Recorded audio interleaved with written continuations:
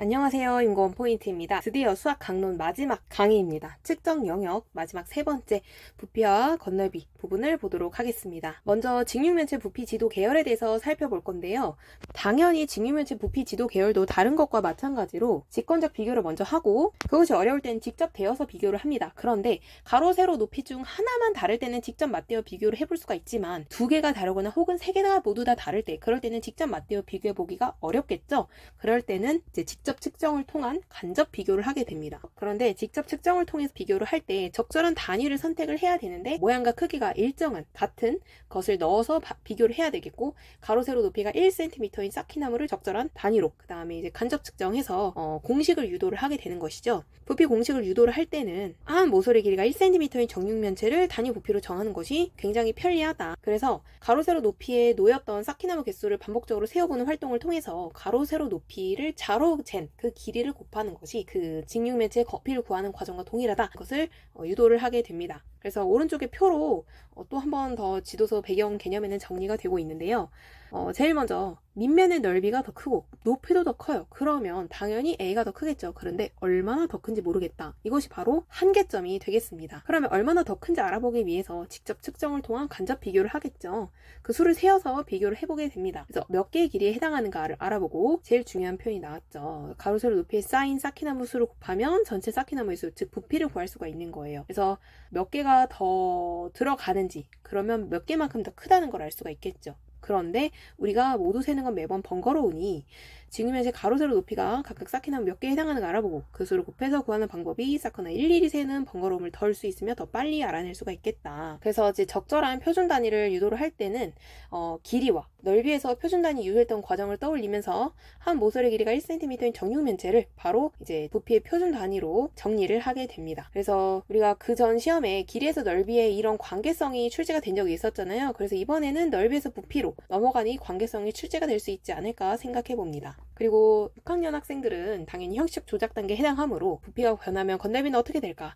또 정육면체 각 모서리 길이가 2배 되면 부피도 2배 될까? 이러한 질문들을 제시해 볼 수가 있겠어요. 그래서 학생들에게 그 가설이 올바르지 않다면 적절치 않은 이유를 어떤 판례를 통해서 제시할 수 있는 그런 능력이 있어야 된다. 이런 의미입니다. 강론 계열성 같은 경우에는 그 이전에 배웠던 길이와 넓이 그리고 이제 입체 도형에 대한 이해 이것을 바탕으로 이제 건널비, 부피 이런 부분을 공부를 하게 됩니다. 그래서 6학년 1학기 때 딱 한 단원 나오게 되는데 관련 성취 기준은 무려 3개나 있어요.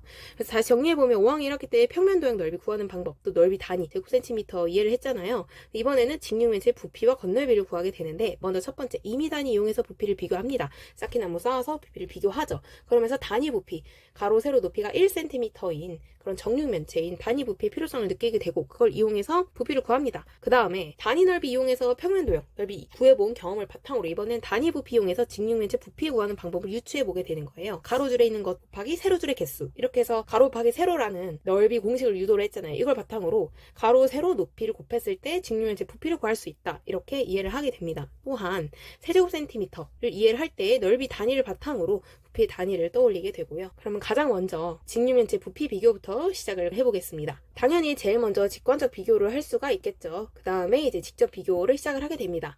직접 면끼리 대어서 비교를 하면 좋겠다라고 나와 있고 밑면의 가로, 세로, 높이를 각각 비교하면 좋겠다라고 나와 있어요. 근데 가와 나를 비교했을 때는 높이만 차이가 나게 되고 나와 다를 비교했을 때는 가로의 길이가 차이가 나게 됩니다. 그래서 가와 나 부피를 비교할 때는 밑면의 넓이가 같으니까 높이를 비교해보고 나와 다 같은 경우에는 세로와 높이가 같으니 가로의 길이를 비교를 해보게 됩니다. 즉 밑면의 넓이를 가지고 비교를 하게 되겠죠. 그런데 가와 다 같은 경우에는 비교하기가 굉장히 어려워요. 왜냐하면 세로 말고는 가로도 다르고요. 높이도 달라요. 이럴 때는 직접 여기다 대어서 비교를 했을 때 뭐 이러한 모양이 나오게 되겠죠. 직접 비교를 했을 때는 여기는 가가 가로는 더 길고 높이는 다가 더 긴 상황이 발생하게 되는 거예요. 그럴 때는 직접 비교가 굉장히 어렵습니다. 그래서 모양과 크기 같은 임의 단위로 부피를 비교하는 활동이 필요하게 되겠는데 그럴 때는 빈틈없이 넣어서 그 수를 세어 비교하면 좋겠죠. 그래서 임의 단위를 이용한 직접 측정을 해서 간접 비교를 하게 됩니다. 총 몇 개 들어가는지 비교를 하게 되는데 적절한 임의 단위를 먼저 찾아야 돼요. 근데 여기 같은 경우에는 벽돌을 넣어보고 여기 같은 경우에는 타일을 넣게 되는데 누가 옳을까요? 당연히 수빈이의 방법이 옳게 되겠죠. 왜냐하면 모양과 크기가 같은 타일을 넣어야 그 수를 세어서 부피를 비교할 수가 있게 되는 겁니다. 얘는 지금 요걸 놓고 몇 개라고 세고 얘는 이걸 놓고 몇 개라고 셌을 때 단위가 다르면 단위 수를 가지고 비교할 수가 없어요. 그래서 똑같은 단위를 사용해야 비교할 수 있다는 점을 확인을 하게 됩니다. 그리고 이제 임의 단위 이용해서 직접 측정해서 간접 비교하는 거, 이번에 쌓기나무 이용해서 직육면체 부피를 비교하게 되는데 모양과 크기가 같은 임의 단위를 가지고 놓아서 개수를 세었어요. 그런데 세어서 부피를 구하면 너무나도 번거롭겠죠. 그래서 세어서 비교하는 게 너무 번거롭다. 두 번째, 상자에 또 빈틈이 생길 경우 약간 모자라거나 약간 넘칠 수가 있잖아요. 그럴 때는 비교에 어려움이 있겠습니다. 그래서 우리가 단위를 가지고 부피를 구하는 방법이 나오게 돼요. 넓이는 한 변의 길이가 1cm인 정사각형의 넓이를 단위로 했으니 부피는 한 모서리 길이가 1cm인 정육면체 부피를 단위로 사용하면 좋겠다 해서 넓이의 표준 단위를 도입할 때 생각했던 사고의 흐름을 부피에도 고스란히 다시 적용을 하게 됩니다. 그래서 1제곱cm 표준 단위를 도입을 하게 되고요. 그래서 가로를 늘리고 세로를 늘리고 또 높이를 늘리면서 각각을 몇 배 늘리게 됐을 때 부피가 몇 배가 되는지 인식을 하게 되면 가로, 세로, 높이가 직육면체 부피를 결정하는 요소라는 것을 인식을 하게 됩니다. 그리고 나서 직육면체 부피 구하는 방법을 알게 되겠죠. 쌓기나무 개수를 이제 길이와 대응을 시키는 것입니다. 그래서 가로, 세로, 높이가 각각 5cm, 3cm, 6cm이므로 가로, 세로, 높이의 쌓기나무를 각각 5개, 3개, 6개 놓을 수가 있는 거예요. 그러면 가로와 세로에 5cm, 3cm이니까 1층 쌓는데 쌓기나무가 5 곱하기 3, 15개 필요하겠죠. 그 다음에 높이 같은 경우에는 그것을 곱하기 6층만큼 쌓아 올린 거니까 곱하기 6 해서 쌓기나무 개수가 90개다.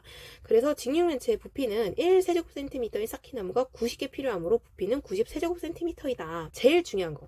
직육면체 부피는 한 모서리 길이가 1cm의 쌓기나무 수를 세어 곱한다. 그래서 직육면체 가로, 세로, 높이를 곱하게 되는 것과 같고 가로, 세로, 높이를 곱할 수도 있겠지만 가로 곱하기 세로는 밑면의 넓이니까 밑면의 넓이 곱하기 높이 이렇게 나타낼 수도 있겠습니다. 그래서 쌓기나무를 좀 더 편리하게 세려고 가로, 세로, 높이에 쌓인 쌓기나무 수를 곱하는 것에서 직육면체 가로, 세로, 높이 구해서 부피 구하는 방법을 유도할 수 있음을 알게 하는 것이 이것이 바로 이제 직육면체 부피에서 가장 중요한 표현이라고 정리할 수 있겠습니다. 그래서 정육면체에는 조금 더 쉽게 적용이 되겠죠. 정육면체는 모든 모서리 길이와 같은 특성이 있으므로 한 모서리 길이, 한 모서리 길이, 한 모서리 길이, 즉 한 모서리 길이를 3번 곱해서 구할 수가 있겠습니다. 그 다음에 좀 더 큰 단위, 부피가 큰 수로 나오면 읽기 어렵고 표현하기 불편하죠. 그래서 길이에서 센티미터보다 더 큰 단위 미터를 했고 넓이에서 제곱센티미터보다 더 큰 단위 제곱미터 했으니 부피에서는 세제곱센티미터 더 큰 단위 세제곱미터를 나타내면 좋겠다 해서 유추적 사고를 통해 부피 더 큰 단위 도입을 하게 되고 1세제곱미터가 몇 세제곱센티미터와 같은지도 이해를 하게 됩니다. 그 다음에 건널비 같은 경우에는 모두 다 펼쳐서 구하게 되지만 직육면체의 성질을 이용해서 조금 더 편리하게 구할 수 있어요. 합동의 면이 2개씩 세 쌍이니까 세 면의 넓이 1, 2, 3을 구한 다음에 그것을 2배 하면 되는 것이죠. 혹은 밑면 2개의 넓이와 옆면의 넓이를 구해서 더한다. 이렇게 나타낼 수도 있습니다. 또 정육면체 건널비 같은 경우에는 정육면체는 6면의 넓이가 모두 같은 특성이 있으니 한 면의 넓이 구해서 6배에서 구한다. 이렇게 할 수 있어요. 마치 우리 기출에서 이제 마름모 둘레 길이 구했던 것처럼 여기서도 건널비 구하는 것에 대해서 직육면체나 정육면체 성질을 이용해 조금 더 간편하게 구할 수 있는 방법 이런 것들에 대해 이야기해 볼 수도 있겠습니다. 그 다음에 이제 5개념 지도 같은 경우에 그 관련성을 알지 못하는 경우가 있을 수 있어요. 그럴 때는 쌓기나무를 셀 때 조금 더 편리하게 셀 수 있는 방법은 없을까? 이런 식으로 물어보면서 그 가로, 세로, 높이에 쌓기나무가 몇 개씩 대응되는지 그걸 먼저 확인을 하게 하고 그 다음에 자로 길이를 재어서 부피를 나타낼 수 있다는 것을 지도하는 것이 중요하겠습니다. 그래서 여러 가지 오류가 있을 수 있는데 식 오류가 특히 더 많이 발생할 수가 있어요. 왜냐하면 아까 같은 경우에 직육면체 같은 경우에는 세개 넓이 구해서 곱하기 2를 해야 되는데 그런 부분을 좀 어려워하는 경우가 많습니다. 그래서 이런 계산 실수를 혼합계산과 연관지어서 출제해 볼 수 있을 것 같아요. 그럼 24개념 기출 분석을 통해서 마지막 부피를 정리해 보겠습니다. 교재 200쪽으로 넘어가 볼게요. 교재 200쪽 가시면 부피는 총 3번 출제가 됐습니다. 2001학년도, 2011학년도, 2012학년도 이렇게 출제가 됐는데 모두 다 쌓기나무를 이용해서 직육면체 부피 구하는 과정이 출제가 되었어요.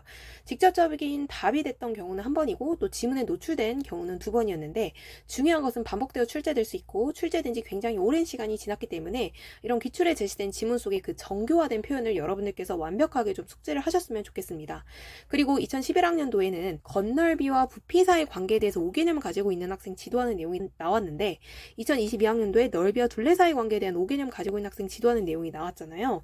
그래서 그간 둘레와 넓이의 관계, 그 길이와 넓이의 관계를 주목을 했다면 이번에는 넓이와 부피 사이의 관계에 대해서 주목하는 문제가 나올 가능성이 매우 높다고 생각을 합니다. 그래서 각종 발레의 모습을 그리거나 발레를 말로 풀어서 설명하는 연습을 여러분들이 하셨으면 좋겠어요. 그럼 2001학년도 기출부터 볼 텐데 쌓기나무는 부피 개념 형성 과정에서 어떤 역할을 하냐를 쓰라고 했어요. 근데 이 내용이 다시 나오기보다는 이런 내용을 요구하기보다는 우리가 여기 이 지문 내용 있죠. 부피가 1세제곱센티미터인 쌓기나무 쌓아서 입체도형 만들고 그걸 개수를 세어보는 활동을 통해서 공식을 유도를 하게 된다. 이 내용을 여러분들이 기억을 하셨으면 좋겠습니다. 그 다음에 2011학년도 같은 문제는 꼼꼼하게 공부를 하셨으면 좋겠어요. 비록 이것이 모형을 기반해서 출제된 문제이긴 하지만 수학과에서 모형은 굉장히 빈도수가 낮으니까 모형보다는 이 내용적인 걸 여러분들이 좀 주목을 하셨으면 좋겠는데 첫 번째 일단 쌓기나무로 직육면체 부피를 알아보기 위해서 쌓기나무로 직육면체 모양 만들고 가로 세로 높이에 해당하는 쌓기나무 개수를 각각 세어보면서 부피를 구할 수 있다. 두 번째 그럼 각각 일일이 세어봤으니 이번에는 가로줄 개수, 세로줄 개수, 층수를 이제 가로 길이, 세로 길이, 높이와 일일이 대응을 시켜서 부피 구하는 공식을 유도를 하는 것입니다. 두 번째 이번엔 민지의 말에서 수학적으로 옳지 않음을 인식시키는 방법을 논하라 라고 했습니다.